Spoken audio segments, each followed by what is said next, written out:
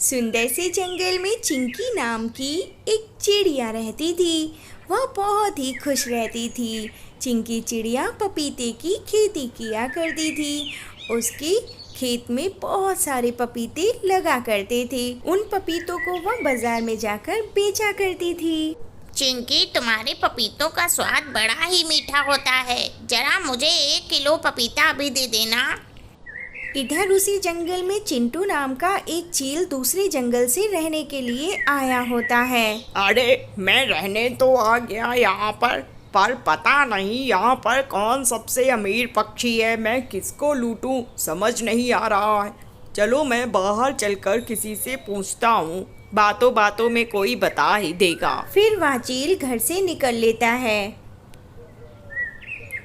और एक कालू नाम के कौवे के पास जाकर बैठ जाता है। अरे भैया, मैं यहाँ पर नया नया रहने आया हूँ तुम्हारे जंगल में। मुझे ये बताओ, यहाँ पर सबसे अमीर पक्षी कौन है? मैं उससे दोस्ती करना चाहता हूँ क्योंकि मैं भी अमीर घर से हूँ। अरे अरे भैया, यहाँ पर सबसे अमीर चिंकी चिड़िया ही है। उसके बहुत बड़ी पपीते की खेती है। वह पपीते बेचकर बहुत अमीर बनी है। आप उससे दोस्ती कर लो भाई। फिर वह चिंकी चिड़िया के खेत पर जाकर चिंकी चिड़िया पर नजर रखने लगता है। एक दिन की बात है, चिंकी चिड़िया बीमार पड़ जाती है। उसे तेज बुखार हो जाता है और वह अपने खेत पर भी नहीं पहुंच पाती। इधर चिंटू चील चिंकी चिड़िया को ना पाकर हैरान था। वह सोच रहा था कि आखिर चिंकी चिड़िया खेत पर आई क्यों नहीं। वह उसके घर चला आता है, खिड़की से झांकने लगता है। मेरा बुखार तो उतर ही नहीं रहा है। मैं खेत पर कैसे जाऊं? मेरे सारे पपीते खराब हो जाएंगे। पर मैं कर भी क्या सकती हूँ? मुझे आराम करना चाहिए। चिंकी चिड़िया की बात सुनने के बाद चील पपीते के खेत पर पहुंचकर सारे पपीते तोड़ लेता है और बाजार में जाकर बेचने लगता है। चील भाई, आज आप पपीते बेच रहे हैं? चिंकी कहाँ गई? अरे उसने मुझसे कहा था मेरे पपीते बेच दो। मेरी तबीयत ठीक नहीं है। ठीक है भैया, मुझे 1 किलो पपीते दे देना। अरे वाह, सारे पपीते बिक गए। अब तो मैं माला माल हो गया। अब मुझे यह जंगल छोड़कर चले जाना होगा। मैं सुबह ही सारे पैसे लेकर दूसरे जंगल चला जाऊंगा। फिर अगले ही दिन चील सारे पैसे लेकर दूसरे जंगल चला जाता है। अरे वाह, अब मैं बिल्कुल ठीक हो गई हूँ। अब मुझे खेत पर वापस जाना चाहिए। फिर चिंकी चिड़िया खेत पर जाने के लिए निकल लेती है। अरे रुको रुको रुको चिंकी। अरे चिंकी, तुमने अपने सारे पपीते चील को बेचने के लिए क्यों दिए? क्या हुआ था तुम्हें? अरे ऐसा तो मैंने उससे नहीं कहा था। क्या वह मेरे पपीते बेच रहा था? हाँ, जाओ जाकर खेत देखो जाकर अपना। उसने बहुत से पपीते बेचे हैं, उसकी बहुत कमाई हुई है। चिंकी चिड़िया उस नन्ही चिड़िया की बात सुनकर तुरंत से अपने खेत पर जाने के लिए निकल लेती है। अरे ये क्या, मेरे सारे पपीते के पेड़ तोड़ दिए, सारे पपीते भी तोड़ ले गया। ये चील मैं इससे अभी मिलती जाकर हूँ। फिर चिंकी चिड़िया चील के पास जाने के लिए निकल लेती है। चिंटू चील कहाँ हो तुम? कहाँ हो तुम? चिंटू चील बाहर आओ। कहाँ हो? लगता है वह घर छोड़कर भाग गया। चिंटू के ना मिलने पर चिंकी चिड़िया वहाँ से चली जाती है। अरे अब मैं क्या करूँगी? मेरे सारे पैसे तो मेरे इलाज में लग गए। अब मेरा खेत भी नष्ट हो गया है। मैं अब क्या करूँगी? ऐसे तो भूखी मर जाऊँगी। मुझे कुछ करना चाहिए। मैं जामुन की खेती उगाती हूँ, ये सही रहेगा। चिंकी चिड़िया बहुत मेहनती थी। वह अगली सुबह उठकर बीज बोने के लिए खेत पर निकल जाती है। उस दिन बहुत बारिश हो रही थी। कुछ साल बीत जाने के बाद बहुत तेज से गर्मी पड़ने लगती है। सभी पक्षियों के खेत के पेड़ सूख जाते हैं।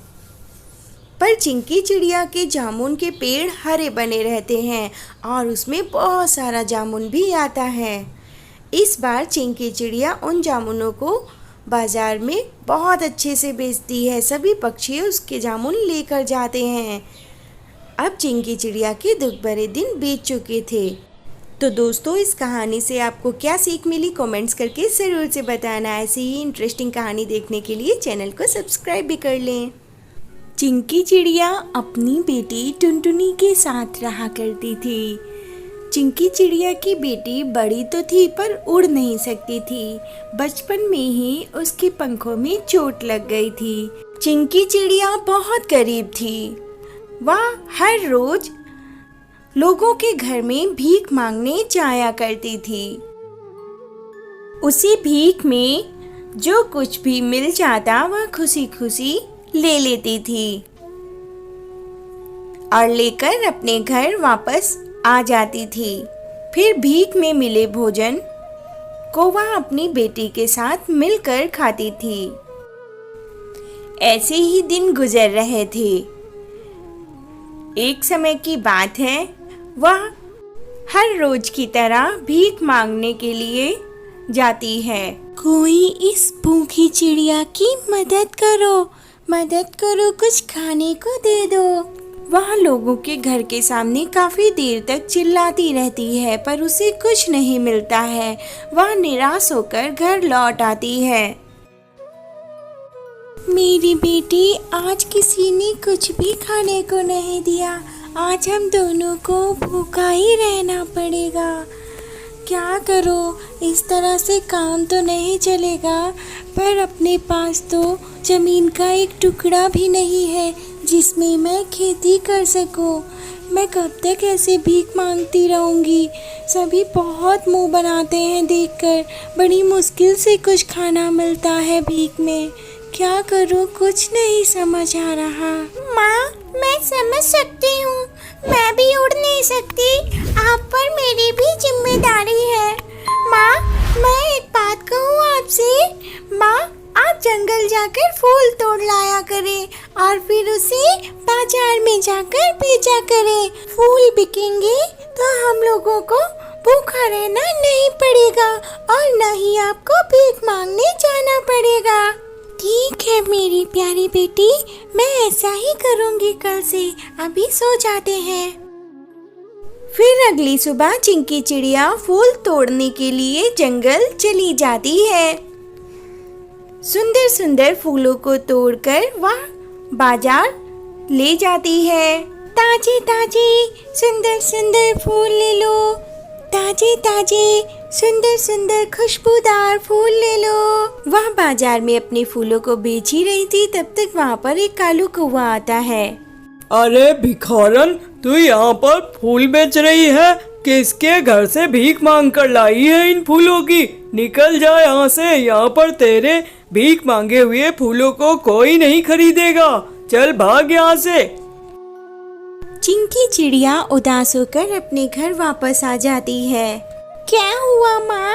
आप इन फूलों को लेकर घर क्यों आ गई? क्या बात है? बेटा, इन फूलों को यहाँ पर कोई नहीं खरीदेगा। मेरी बेइज्जती कर दी कालू कौवे ने। उसने मुझे भिखारन बोलकर बाजार से निकाल दिया। मैं एक काम करती हूँ, मैं कल दूसरे बाजार जाऊंगी इन फूलों को लेकर। जी माँ, बिल्कुल। मुझे उम्मीद है आप जिस बाजार फूल लेकर जाएंगी वहाँ पर सारे फूल जरूर बिक जाएंगे। माँ, हार मत मानिए। माँ, आप ही तो कहती है मेहनत करने वालों की कभी हार नहीं होती। आज हम लोगों के बुरे दिन हैं तो क्या हुआ, एक ना एक दिन अच्छे दिन जरूर आएंगे। फिर रात हो जाती है। माँ बेटी दोनों सो जाते हैं। इस रात भी उन्हें भूखा ही सोना पड़ा था। अगली सुबह फिर से चिंकी चिड़िया फूल बेचने के लिए निकल लेती है, लेकिन इस बार दूसरी बाजार में फूल बेचने के लिए जाती है। इस बार चिंकी चिड़िया एक राजमहल के बाजार में फूल बेच रही थी। उस दिन उसी राजमहल के राजा के बेटे का जन्मदिन होता है।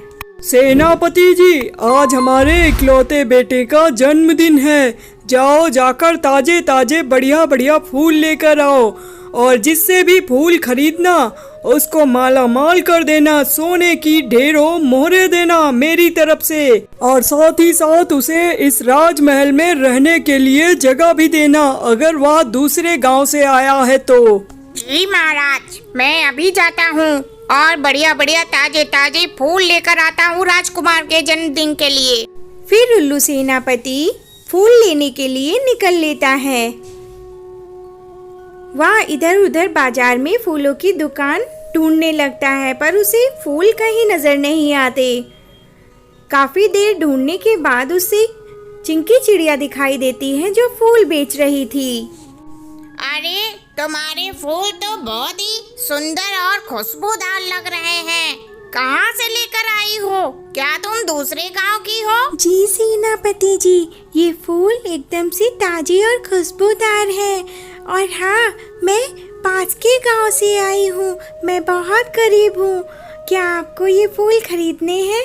आप ले लीजिए, मैं बहुत कम पैसे लगाऊंगी। नहीं नहीं, तुम्हें कम पैसे लगाने की जरूरत बिल्कुल भी नहीं है। इन फूलों को मैं राजकुमार के जन्मदिन के लिए खरीदने आया हूँ। और सुनो, आज से तुम इस राजमहल के लिए ही फूल बेचोगी और तुम्हें यहाँ पर रहने के लिए जगह दी जाएगी और खाने के लिए अच्छा अच्छा भोजन, वो भी बिल्कुल फ्री में।